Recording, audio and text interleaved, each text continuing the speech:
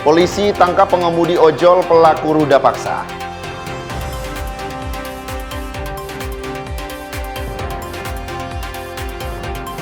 Pelaku usaha keluhkan harga kedelai dan plastik tinggi.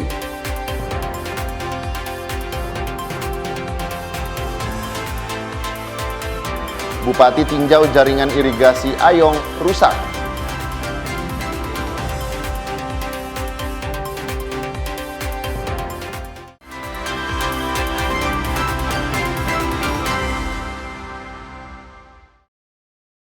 Selamat pagi saudara, apa kabar Anda hari ini? Kita jumpa dalam program Kompas Pagi. Selain 3 berita utama tadi, Anda juga bisa menikmati sejumlah informasi menarik lainnya yang dihimpun tim redaksi Kompas TV. Bersama saya Davis Pinantoan, inilah Kompas Pagi selengkapnya, hanya di Kompas TV, independen, terpercaya.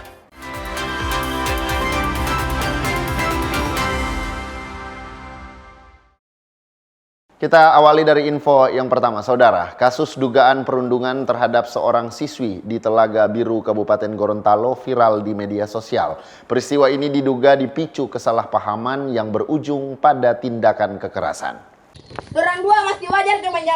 Dugaan perundungan terjadi antara sesama siswa SMP Negeri 8 Satap Telaga Biru. Korban diketahui merupakan siswi adik kelas dari terduga pelaku. Kepala sekolah bilang peristiwa terjadi di luar lingkungan dan di luar jam sekolah. Meski demikian, sekolah tetap melakukan penelusuran dan memfasilitasi pertemuan antara pihak terkait. Peristiwa diduga bermula dari kesalahpahaman yang memicu terjadinya kekerasan. Ini kejadiannya di luar sekolah dan di luar jam sekolah. Nah, itu yang saya pertegas dulu. Tapi kalau bicara tentang penanganan kekerasan di lingkungan sekolah itu hampir setiap apel kami selalu memberikan pembinaan. Itu berbicara tentang perundungan, saya tidak toleransi dalam hal ini. Saya akan limpahkan ke hukum, dan itu kenapa saya sampaikan sebenarnya untuk memberikan pemahaman kepada anak-anak bahwa perundungan itu tidak boleh dilakukan, dan ini isu nasional, larangan itu. Makanya saya pertegas kepada anak didik saya untuk jangan melakukan itu, dan kalaupun terjadi maka saya bukan cuci tangan, tapi saya memang tidak akan turun untuk membela kalian kepada semuanya. Kalau seandainya saya membela kalian untuk menutup ini, maka saya membiarkan ada perundungan di lingkungan sekolah. Pihak sekolah juga telah melakukan pembinaan terkait bahaya perundungan. Orang tua juga diharapkan lebih aktif mengawasi pergaulan anak di luar lingkungan sekolah. Fikar Buntuan, Kompas TV, Gorontalo. Berita lainnya, saudara, unit Satuan Reserse Kriminal Satreskrim Polres Minahasa Utara berhasil menangkap seorang pengemudi ojol yang diduga melakukan tindak pidana ruda paksa terhadap seorang remaja di Kelurahan Air Madidi. Pelaku berhasil ditangkap di rumahnya pada Selasa 15 April 2026. Kejadian ruda paksa tersebut terjadi saat korban bersama ketujuh temannya memesan angkutan online dari Desa Kema menuju Kelurahan Air Madidi, Minahasa Utara. Saat di perjalanan, ketujuh temannya turun dari mobil, tersisa korban dan pelaku di dalam mobil. Memanfaatkan kondisi tersebut, pelaku menghentikan mobil di ruas jalan Desa Patar dan langsung melakukan aksinya. Jadi 7 orang temannya itu turun di Desa Patar, yang kemudian selesai temannya turun, akhirnya di dalam mobil hanya tersisa sopir, pelaku, dan korban untuk diantar ke desa kelurahan Air Madidi. Pada saat perjalanan, tiba-tiba menurut keterangan korban, pelaku langsung memeluk korban, kemudian menurunkan sandaran kursi mobil, mencium korban, dan langsung melakukan pemerkosaan tersebut. Saat ini pihak kepolisian masih menunggu hasil visum dari Rumah Sakit Bayangkara Manado. Pelaku telah ditahan untuk proses hukum selanjutnya. Jimmy Dapar, Kompas TV Manado, Sulawesi Utara. Sementara itu, Satuan Reserse Narkoba Polresta Kendari menangkap seorang pria yang diduga menjadi pengedar narkotika jenis sabu sistem tempel. Saat hendak ditangkap, pelaku menangis di hadapan polisi. Seorang pengedar sabu inisial SRB 25 tahun menangis saat ditangkap polisi di kota Kendari. Pelaku diduga menjadi pengedar sabu dengan sistem tempel. Tim Opsnal Satuan Reserse Narkoba Polresta Kendari menemukan paket kecil sabu diselipkan dalam kantong jaket miliknya.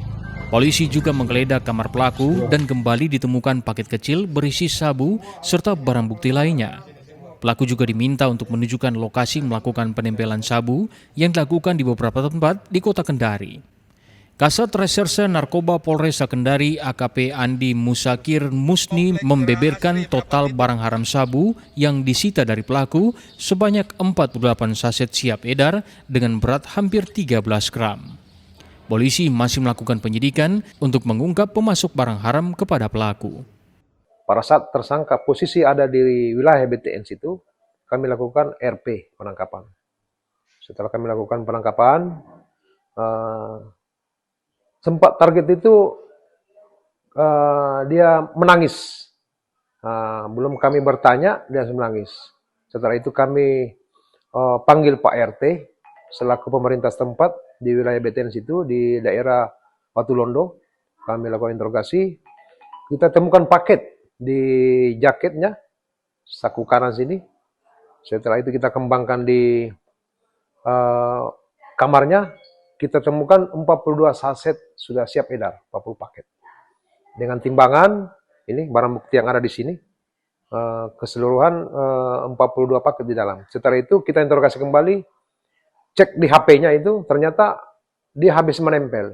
Kita telusuri, baru ada di wilayah BTN Gerasri, seputaran situ, wilayah Kongguasa, kita temukan 4 paket.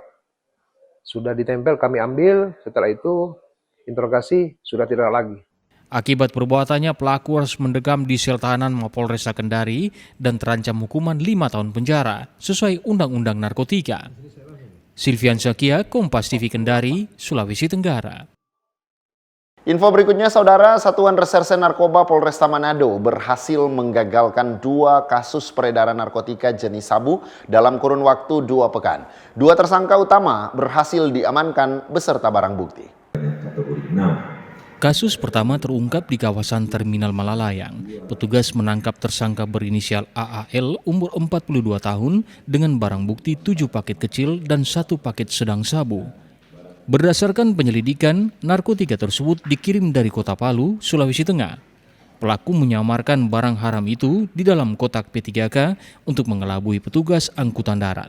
Sementara itu, dalam kasus kedua, tim operasional membekuk tersangka berinisial SFS di Kelurahan Ranotanaweru, Kecamatan Wanea, Kota Manado. Dari tangan pelaku, polisi menyita 3 paket sabu beserta alat hisap, timbangan digital, dan plastik kemasan kosong. Temuan tersebut semakin memperkuat dugaan bahwa tersangka merupakan pengedar aktif. Satres Narkoba Polresta Manado kembali berhasil melakukan pengungkapan perkara tindak pidana memiliki, menyimpan, menguasai, dan memproduksi, mengimpor, mengekspor, atau menyalurkan narkotika golongan 1 bukan tanaman jenis sabu.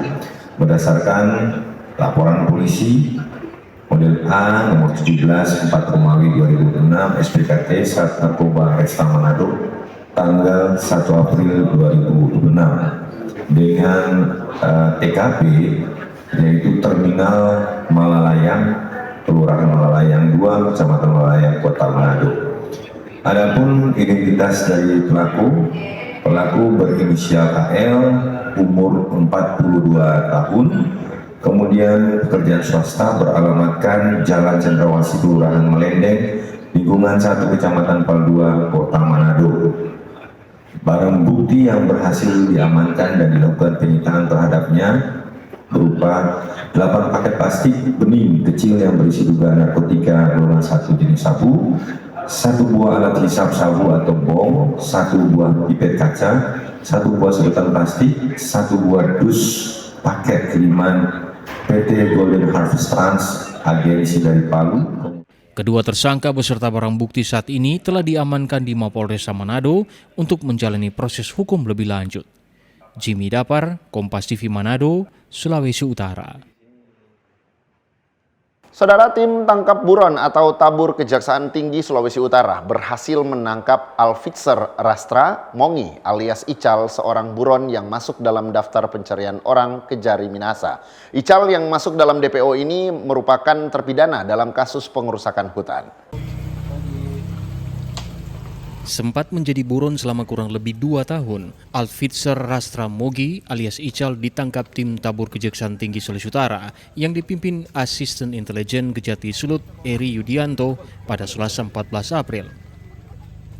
Ical ditangkap di daerah Malalayang, Kota Manado tanpa perlawanan berarti dan dibawa langsung tim tabur ke kantor Kejaksaan Tinggi Sulawesi Utara untuk diamankan. Ical merupakan terpidana dalam kasus perusakan hutan berdasarkan putusan Mahkamah Agung nomor 242-PID-SUS-LH-2023 tanggal 4 Februari 2022.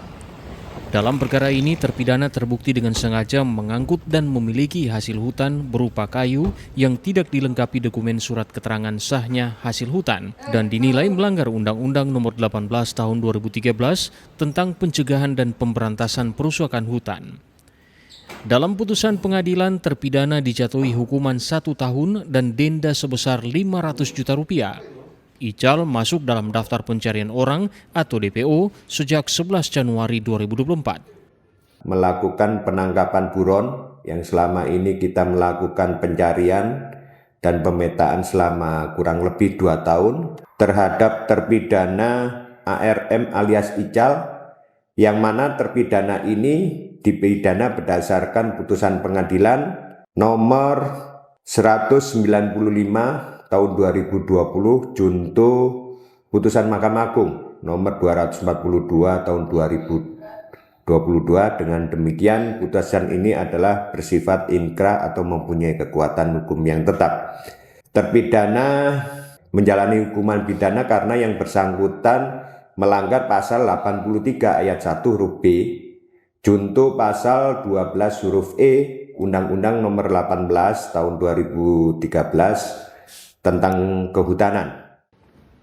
Pihak Kejaksaan Tinggi Sulawesi Utara, penangkapan terhadap buron dengan kasus perusakan hutan ini merupakan komitmen Kejaksaan dalam mendukung pemberantasan tindak pidana kehutanan dan memastikan setiap terpidana menjalankan hukum sesuai perintah undang-undang. Yana Mega Singal, Kompas TV Manado, Sulawesi Utara.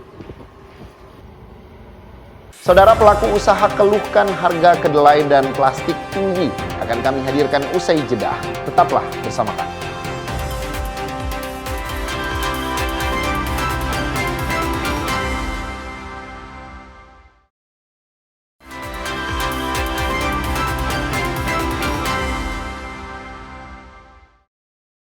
Saudara, harga berbagai perlengkapan rumah tangga berbahan plastik di Gorontalo mulai mengalami kenaikan. Produk seperti kursi, meja, dan perlengkapan lainnya naik dalam kisaran 10 hingga 80%. Kenaikan harga bahan plastik yang terjadi dalam beberapa waktu terakhir mulai berdampak pada perlengkapan rumah tangga. Produksi seperti tas kresek dan cup minuman sebelumnya mengalami kenaikan dan kini merembes ke produk lain. Sejak awal April, harga perlengkapan rumah tangga berbahan plastik mulai mengalami kenaikan di pasaran. Salah satu pengelola toko di Gorontalo menyebut, kenaikan terjadi dalam kisaran 10 hingga 80% tergantung jenis produk. Meski stok masih tersedia, dampak kenaikan mulai terasa pada penurunan daya beli masyarakat. Pertanggal 1 April itu kami dari Gembira sudah melakukan perubahan harga. Dan untuk barang-barang yang naik itu misalnya seperti kursi yang sekarang ini dia dulunya itu berkisar 422.500, itu harga umum ya. Harga umum sekarang naik jadi 514.000. Satu set itu ada 4 pieces kursi dan bonusnya itu meja. Selain kursi, mungkin produk plastik apa yang sekiranya juga ada perubahan harga, Kak? Oke, selain kursi misalnya ada juga lemari-lemari, ada juga karpet sama perlak-perlak. Itu biasanya harganya naik drastis, sekitar sampai 80%. Pihak toko saat ini masih menyesuaikan harga mengikuti distribusi dari pabrik.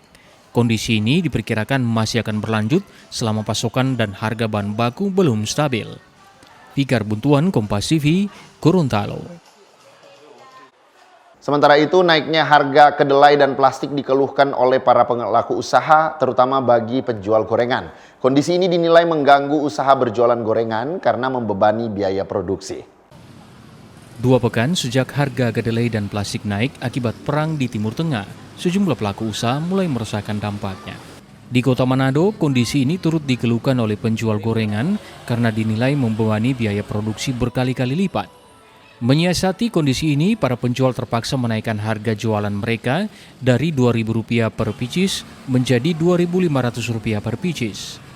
Meski begitu, tingginya biaya produksi untuk pembelian tahu, tempe, dan plastik membuat penjualan mereka turun hingga 20%. Kita berusaha nggak naikin harga kan, cuman untuk pembelanjaan nggak ketutup.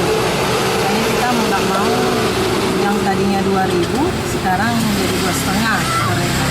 Ini takut mau naikin harga, kan takutnya berkurang kan langganan.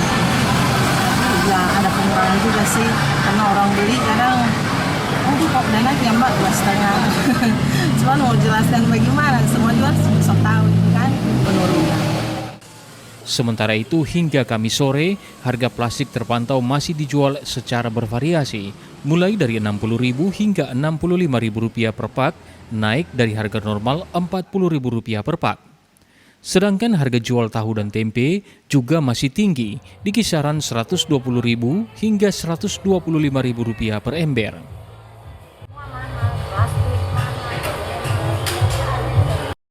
Kasih kurang dan kita pengisian kasih PT, jadi harga plastik. Oke, tapi 10.000. tapi harga Para pedagang berharap pemerintah dapat segera menghadirkan solusi terkait persoalan ini, sehingga harga dapat kembali normal dan tidak berdampak terhadap penjualan. Swingli Manderes, Kompas TV Manado, Sulawesi Utara. Saudara, kelompok pelajar menempati posisi kedua dalam data pelanggaran lalu lintas di Gorontalo. Temuan ini berdasarkan analisis Direktorat Lalu Lintas Polda Gorontalo sejak Januari hingga April 2026. Direktorat Lalu Lintas Polda Gorontalo mencatat pelanggaran didominasi kelompok usia 17 hingga 25 tahun. Kelompok ini didominasi pelajar dan masuk dalam urutan kedua terbanyak setelah pekerja swasta. Jenis pelanggaran yang paling sering ditemukan antara lain pengendara di bawah umur, tidak memiliki SIM, serta kelengkapan kendaraan yang tidak sesuai standar. Secara keseluruhan jumlah pelanggaran mencapai lebih dari 2.000 kasus dalam periode tersebut. Ditindak selama 3 bulan itu kurang lebih sekitar 2026 pelanggar. Didominasi oleh yang pertama yang berprofesi sebagai swasta, yang kedua pelajar. Nah, ini pelajar ini termasuk yang cukup tinggi, angkanya dari 8 profesi yang sudah kami kelompokkan yang berhasil kami tindak. Untuk berdasarkan profesinya, yang pertama yang paling banyak adalah swasta sebanyak 731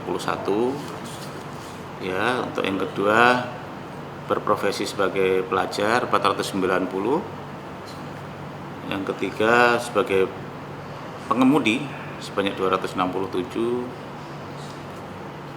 yang berprofesi sebagai PNS 180, yang lainnya 358 lainnya ini. Selain menindak melalui tilang, petugas juga mengutamakan teguran sebagai langkah edukasi di lapangan. Polisi menghimbau pengguna jalan untuk melengkapi surat dan memastikan kendaraan sesuai standar sebelum berkendara. Fikar Buntuan, Kompas TV, Gorontalo. Informasi Bupati Bolaang Mongondo, Yusra Al-Habsyi, tinjau kondisi jaringan irigasi Ayong yang rusak parah. Tetaplah bersama kami.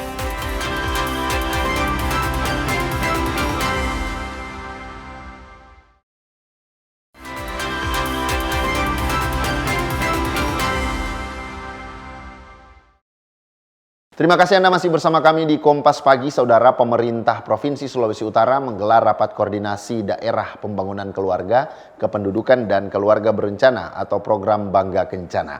Rakorda ini menjadi salah satu langkah penting guna menekan angka stunting di Sulawesi Utara. Pemerintah Provinsi Sulawesi Utara memperkuat upaya penanganan masalah stunting di 15 kabupaten kota. Wakil Gubernur Sulawesi Utara menyebut, prevalensi stunting di Sulawesi Utara saat ini berada di angka 20,6% dan akan terus ditekan. Rakorda ini merupakan salah satu upaya mengevaluasi strategi pengentasan stunting yang telah dilakukan, sekaligus untuk menurunkan angka kemiskinan di daerah. Yang sudah disampaikan tadi oleh Bapak Gubernur, menegaskan supaya program ini tidak sekedar seremonial, tapi program ini akan membuat menajamkan kegiatan Rakorda ini, melakukan evaluasi dan penajaman program sesuai dengan kondisi lapangan, sehingga prestasi-prestasi yang telah dicapai baik di tingkat provinsi maupun kabupaten kota Sulawesi Utara dapat dipertahankan bahkan meningkatkan untuk waktu yang akan datang. Pertama, ini bagian juga dari upaya untuk pengentasan kemiskinan dan penurunan frekuensi stunting.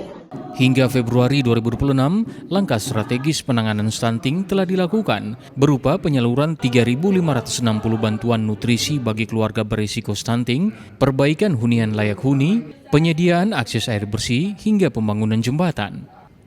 Kepala BKKBN Sulut menilai langkah-langkah ini telah memberikan dampak positif dalam menurunkan angka stunting di daerah. Effort yang luar biasa, tetapi setelah kita mengevaluasi tahun ini sudah mulai semakin membaik karena terkait dengan evaluasi kinerja pemerintah daerah yang kami lakukan itu di saat Prarakorda itu akan memberikan outcome yang luar biasa, apalagi ini juga terpenuhinya penyerapan anggaran BOKB di mana sekitar 60-75% itu untuk penggerakan pencegahan percepatan penurunan stunting di 15 kabupaten kota.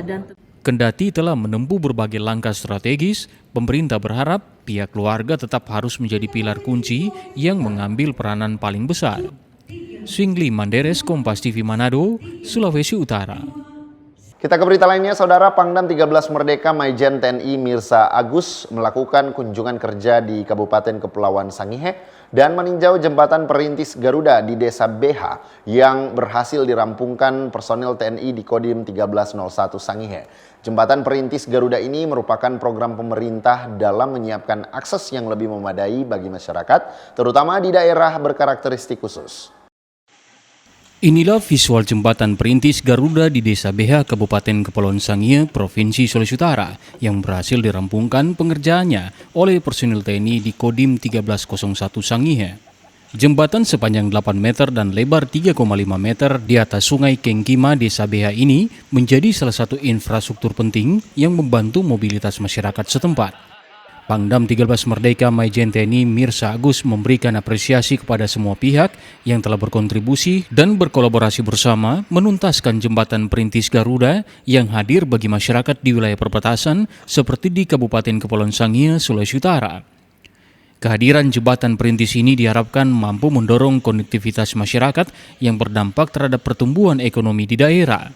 Tahun ini kami Kodam sampai Agustus menerima tanggung jawab untuk menyelesaikan bantuan Presiden Bapak Prabowo Subianto 36 unit jembatan seperti salah satunya seperti yang di belakang.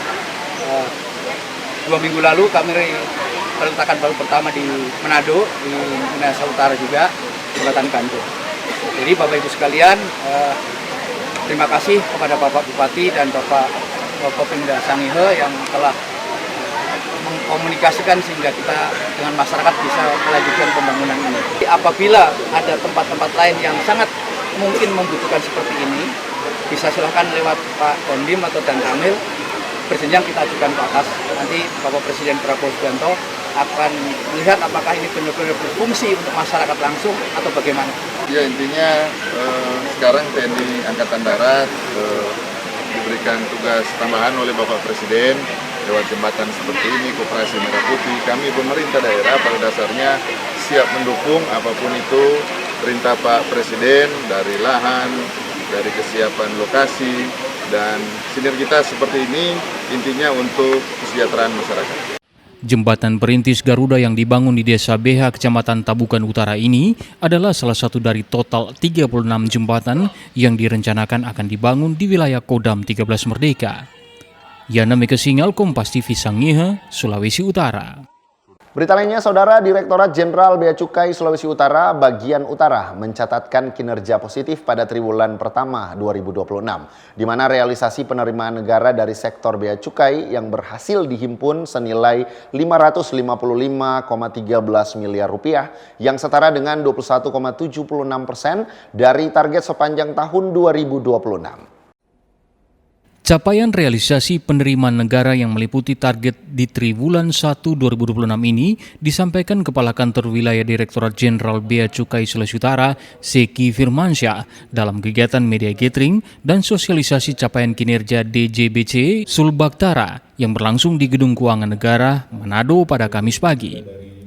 Sepanjang tahun 2026, Direktorat Jenderal Bea Cukai Sulawesi bagian utara ditargetkan menghimpun pendapatan negara senilai 2,5 triliun rupiah dan pada triwulan 1 2026, realisasi capaian senilai 555,13 triliun yang setara dengan 21,76%.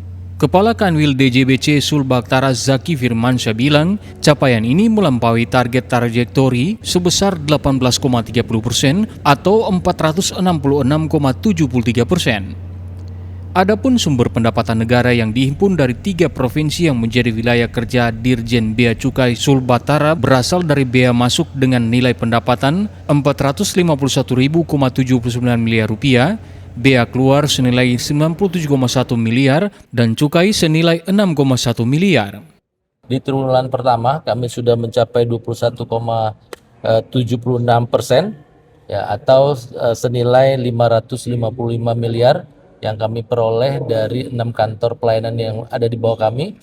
Memang ini di penerimaan bea masuk, kemudian di bea keluar.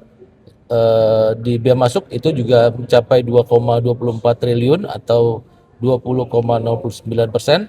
Ya, di bea keluar juga hasilnya juga cukup menggembirakan, sudah mencapai 97,01 miliar rupiah atau 34,25%, dan penerimaan cukai sudah mencapai 6,31 miliar rupiah atau 34,01%. Direktorat Jenderal Bea Cukai Sulbaktara mencatat negara tujuan ekspor utama yakni Tiongkok, Vietnam, India hingga Jepang, di mana komoditas unggulan ekspor berupa logam dasar, baja, batu bara, gas alam, dan produk kimia. Dari sisi perdagangan internasional, aktivitas impor didominasi oleh wilayah Morowali, terutama untuk komoditas batu bara dan logam dasar. Yana Mika Singal, Doni Arai, Kompas TV Manado, Sulawesi Utara. Kita ke info berikutnya, Saudara. Bupati Bolang Mongondo Yusra Al-Habsyi meninjau kondisi jaringan irigasi Ayong yang rusak parah di Desa Bumbung, Kecamatan Sangtombolang, Kabupaten Bolang Mongondo, Provinsi Sulawesi Utara. Saat berada di lokasi, Bupati Bolang Mongondo Yusra Al-Habsyi berkomunikasi dengan Kepala Dinas Pekerjaan Umum Provinsi Sulawesi Utara melalui sambungan telepon untuk membahas kerusakan irigasi yang sangat serius. Kerusakan jaringan irigasi Ayong terjadi akibat tidak mampu menahan debit air saat musim hujan hingga amblas. Minimnya perawatan jaringan irigasi ini sangat berdampak kepada para petani, sebab debit air tidak mencukupi untuk kebutuhan lahan pertanian mereka. Para petani terpaksa melakukan perbaikan secara swadaya menggunakan seng plat, batang pohon kelapa, serta semen agar irigasi sudah bisa dimanfaatkan untuk mengairi lahan sawah sekitar 600 hektar di 3 desa, yakni Desa Cempaka, Desa Ayong, dan Desa Babo. Alat bikin ini bagaimana Pak? Ada swadaya masyarakat? Ya, swadaya masyarakat Pak. Bahkan dari desa-desa tetangga yang mana ada punya lahan di Cempaka juga memberikan partisipasi kita kerja baik swadaya dengan tenaga kerja selama yang sudah ada nyata kita lihat sekarang. Pak, dengan kondisi begini mampu nggak untuk mengairi sawah pertanian? Kita akan tambah lagi, perkuat dia punya landasan supaya kita apa yang kita buat ini bisa kita manfaatkan, namun tidak 50% standar yang bisa kita pakai air ke sana. Ini Pak, ada apa-apa yang dipakai di sini Pak? Ya, di sini pakai papan, batang kelapa.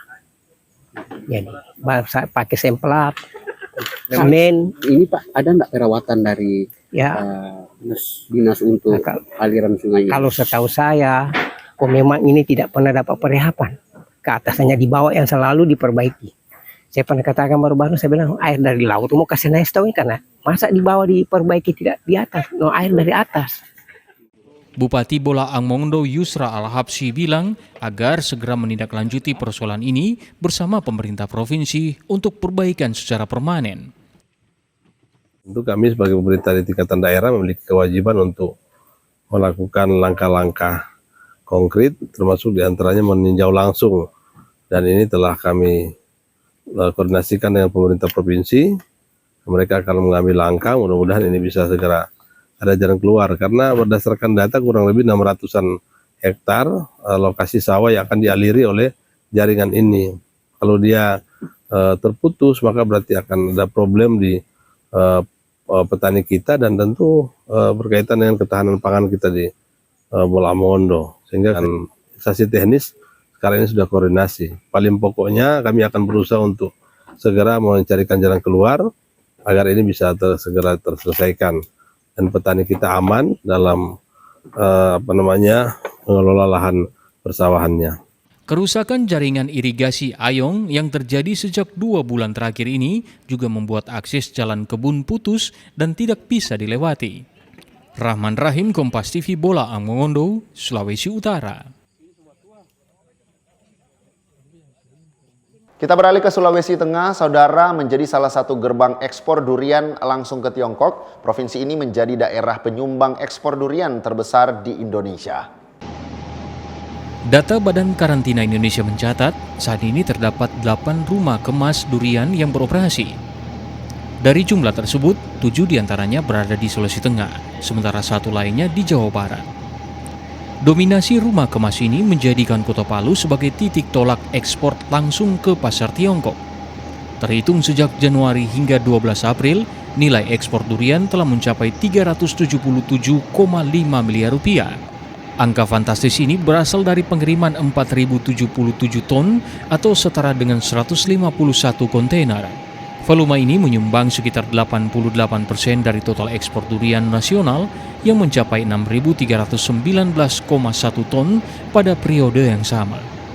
Kepala Badan Karantina Indonesia, Sahat Manaur Panggabean, menegaskan potensi besar ini wajib dibarengi dengan penjagaan kualitas yang ketat. Selama ini durian itu masuk ke Cina melalui Thailand atau Vietnam atau Malaysia. Ini bisa direct. Yang berikutnya saya ingin sampaikan juga bahwa Sulawesi Tengah ini menjadi daerah dengan jumlah ekspor terbanyak dibanding provinsi lain. Ya. Per kemarin yang ekspor langsung ke Cina dari sini tercatat sebanyak 151 kontainer. Sebanyak 151 kontainer langsung yang dari Palu ke Cina. Meski ekspor sudah berjalan sejak tahun lalu, namun pengiriman langsung ke Tiongkok baru mulai diberlakukan pada Mei 2025. Selain Tiongkok, durian asal Sulawesi Tengah juga telah merambah pasar Malaysia, Thailand, hingga sejumlah negara di Eropa. Aldrim Talara, Kompas TV Palu, Sulawesi Tengah. Informasi tadi menutup perjumpaan kita dalam program Kompas Pagi. Saya, Davis Pinantoan, bersama kru yang bertugas, mengucapkan terima kasih atas kebersamaan Anda. Tetap saksikan rangkaian program berita di Kompas TV, independen, terpercaya.